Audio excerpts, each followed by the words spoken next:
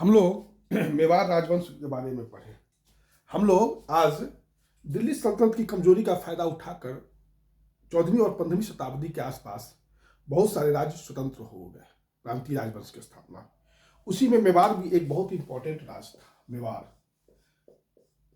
मेवाड़ में प्राचीन जो है एक गहलोत राजवंश था और इसी गहलोत राजवंश के अंतर्गत मेवाड़ एक प्राचीन राजवंश था। गहलोत राजवंश के अंतर्गत मेवाड़ जो था एक प्राचीन राज्य था और इसकी राजधानी नागदा थी। कहाँ थी? नागदा। नागदा कहाँ है? राजस्थान में उदयपुर के पास नागदा है, यहीं पर जो थी। और नागदा थी। इसी में एक राजा थे बप्पा रावल 8वीं शताब्दी में जो है मेवाड़ में गहलोत राजवंश के एक प्रसिद्ध राजा थे। ठीक। और इन्होंने जो है चित्तौड़ पर अधिकार किया था। इन्होंने चित्तौड़ पर अधिकार कर लिया था। ठीक। बप्पा रावल ने 8वीं शताब्दी के महत्वपूर्ण राजा थे गहलोत राजवंश के। उन्होंने जो है चित्तौड़ पर अधिकार कर लिया। चित्तौड़ पर जब उन्होंने अधिकार कर लिया और उस समय अरब आक्रमणकारी का बड़ा हमला होता था। अरब आक्रमणकारी का बहुत हमला होता था। तो अरब आक्रमणकारियों से राजस्थान की इन्होंने रक्षा की। उसके बाद राजा बने जय छत्र सिंह। एक इंपॉर्टेंट राजा थे जय छत्र सिंह। गहलोत राजवंश के एक इंपॉर्टेंट राजा थे जय छत्र सिंह। इसी समय तुर्की आक्रमणकारी से इन्होंने राजस्थान की रक्षा की थी जय छत्र सिंह ने। लेकिन इल्तुतमिश का आक्रमण इन्हीं के समय हुआ था। इल्तुतमिश के समय इल्तुतमिश ने जो है आक्रमण किया था नागदा पर आक्रमण किया था और नागदा को बर्बाद कर दिया। तो जब नागदा को बर्बाद कर दिया तो जय छत्र सिंह ने राजधानी जो नागदा थी उसको ट्रांसफर करके चित्तौड़ ला दिया। लेकिन राजवंश जो है यहाँ पर गहलोत राजवंश या चौहान राजवंश किसी भी स्थिति में यहाँ पर एक क्षेत्र में कायम रहा, है ना। उसके बाद 1303 AD में अलाउद्दीन खिलजी दिल्ली सल्तनत का शासक बना तो इसने चित्तौड़ को जीत लिया। और चित्तौड़ में उस वक्त शासक थे राणा रतन सिंह से चित्तौड़ जीत लिया और अपने बेटे को जो है चित्तौड़ का राजा बना दिया खिजर खां को मेवाड़ का राजा बना दिया चित्तौड़ का।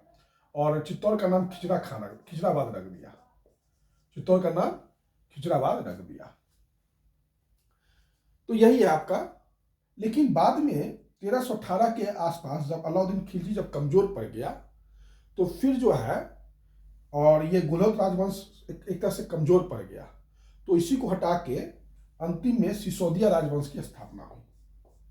सिसोदिया राजवंश की स्थापना हुई 1318 में। 1318 में से लेकर 1378 तक जो है सिसोदिया राजवंश का स्थापना किए थे हमीर देव ने जो है सिसोदिया राजवंश का स्थापना किए थे। और राजधानी कहाँ थी? तो राजधानी चित्तौड़ थी। चित्तौड़ तो पहले ही बना दिया गया था। फिर छत्र सिंह राजा हुए 1378 से 1405 तक छत्र सिंह राजा बने।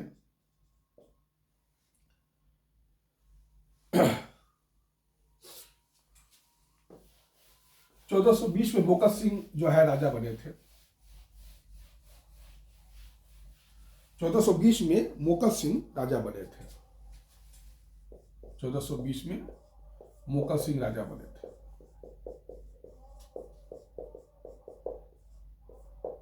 1420 में मोकल सिंह राजा बने थे और 1433 में राणा कुंभा जो है राजा बने थे। राणा कुंभा 1433 ईस्वी में राणा कुंभा शासक बने थे। ये मालवा के शासक महमूद खिलजी उसके समकालीन थे। मालवा के शासक महमूद खिलजी के समकालीन थे। 1448 ईस्वी में चित्तौड़ में इन्होंने एक कीर्ति स्तंभ का स्थापना किया था। और दूसरा इंपॉर्टेंट बात यह कि मेवाड़ में 84 किला है, फोर्ट है। उसमें 36 किला का स्थापना राणा कुंभा ने ही किया था। इतना बड़ा ये था। उसके बाद 1468 ईस्वी में इनकी मृत्यु हो जाती है। इनके पुत्र उदा ने जो है राणा कुंभा की हत्या कर दी। लेकिन राणा कुंभा बहुत ही विद्वान व्यक्ति था। एकलिंग महात्म्य का जो अंतिम अध्याय है वह राणा कुंभा ने ही लिखा था। एकलिंग महात्म्य का जो ग्रंथ है, एकलिंग महात्म्य नामक ग्रंथ है, उसका अंतिम अध्याय अगर कोई लिखा है तो वह राणा कुंभा ने ही लिखा है। राणा कुंभा के दरबार में खुद भी विद्वान था राणा कुंभा, और एक से बढ़कर एक विद्वान रहते थे। जैसे कि मुनि सुंदर मुनि किसके दरबार में रहते थे? राणा कुंभा के दरबार में रहते थे। नाथा भी राणा कुंभा के दरबार में रहते थे। और टिल्ला भट्ट, ये भी जो है राणा कुंभा के दरबार में रहते थे। मुनि सुंदर मुनि, नाथा और टिल्ला भट्ट जो है राणा कुंभा के दरबार में रहते थे। ये बिना वादक थे, बिना अच्छा बजाते थे, और संगीत पर एक से एक बढ़कर किताब लिखते थे। संगीत पर इनका एक से एक उच्च कोटि का ग्रंथ लिखा हुआ है, संगीत राज। संगीत पर लिखा हुआ इनका किताब है संगीत राज। उसके बाद संगीत मीमांसा भी इन्हीं का लिखा हुआ है। संगीत राज, संगीत मीमांसा भी इन्हीं का लिखा हुआ है। और संगीत रत्नाकर सुप्रबंध भी इन्हीं का लिखा हुआ है। संगीत रत्नाकर सुप्रबंध भी जो है इन्हीं का लिखा हुआ है। संगीत राज, संगीत मीमांसा, संगीत रत्नाकर सुप्रबंध सभी जो है इन्हीं का लिखा हुआ है, राणा कुंभा का लिखा हुआ है। संगीत पर ये सब किताबें हैं। एक और बात याद रखिए, जयदेव ने गीत गोविंद लिखा था संस्कृत भाषा में, उस पर टीका भी इन्होंने लिखा था। उस टीका का नाम है रसिक प्रिया। रसिक प्रिया जो है ये जयदेव के गीत गोविंद पर टीका है जो राणा कुंभा ने लिखा था। तो ये सब राणा कुंभा के बारे में कुछ इंपॉर्टेंट बातें थी। ये काफी विद्वान व्यक्ति थे, ये सब तो मैंने आपको बता दिया है ना।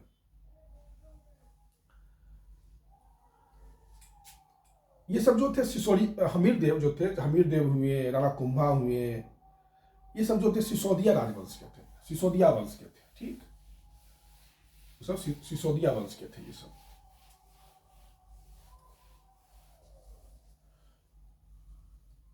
उसके बाद अगर हम लोग देखें तो राणा सांगा इस वंश के अंतिम राजा थे। राणा सांगा जो है 1508 से लेके 1528 तक ये राजा बने थे। मतलब सिसोदिया राजवंश के राजा थे, चित्तौड़ के राजा थे। ये रायमल के पुत्र थे, ये रायमल के पुत्र थे। और इनका नाम पूरा वास्तविक नाम था संग्राम सिंह। राणा सांगा का वास्तविक नाम संग्राम सिंह था। और गुजरात तथा मालवा दोनों को इन्होंने जीत लिया था। गुजरात और मालवा को दोनों को इन्होंने जीता था। काफी शक्तिशाली शासक थे। गुजरात और मालवा में हमेशा लड़ाई होती रहती थी, लेकिन शक्ति संतुलन अंतिम में राणा सांगा ने ही स्थापित किया था। लास्ट वीडियो में मैंने बताया भी था जैसे। उसके बाद दिल्ली में एक शासक थे, दिल्ली और आगरा में इब्राहिम लोदी वंश के शासक थे।